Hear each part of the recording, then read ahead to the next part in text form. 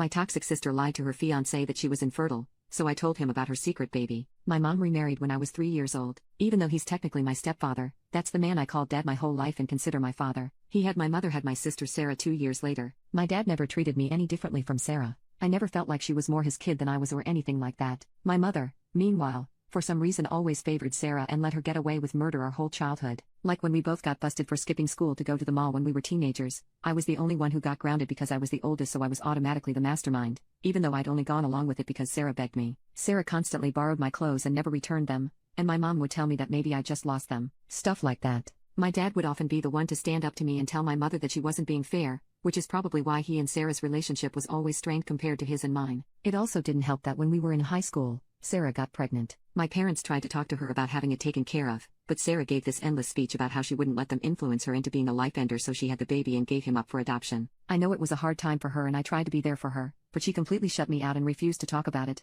so eventually I just went along with the rest of the family and pretending it never happened. Sarah and I are both in our 30s now. We're not close, but our mother passed away a few years ago, and since then we've made an effort to get along for our father's sake. Recently, my husband and I went out to dinner with her and her boyfriend, and they announced that they were engaged. While we were congratulating them, her fiancé started telling us about how he knew Sarah was the one because he still wanted to be with her even after he found out that it meant he'd never had children, when he'd always dreamed of being a dad. I started to say, "Oh, Sarah, you don't want kids?" But before I could get the words out, she stomped on my foot under the table. A few minutes later she excused herself to the bathroom, and I followed her. While she was fixing her lipstick I said, "So you're not going to have kids?" And she said, casually, "He thinks I'm infertile." I asked why on earth he would think that, and she said, "The last thing I want to do is have a brat ruining our lives." So I told him I was born unable to have kids and there's nothing they can do about it. I'll just take birth control forever, it's fine. I couldn't believe she was starting her engagement off with a lie. I ranted to my husband about it on the way home and he agreed with me that it was a skeezy thing for her to do, but said that it wasn't really our place to interfere since it's not like we were close to Sarah's boyfriend,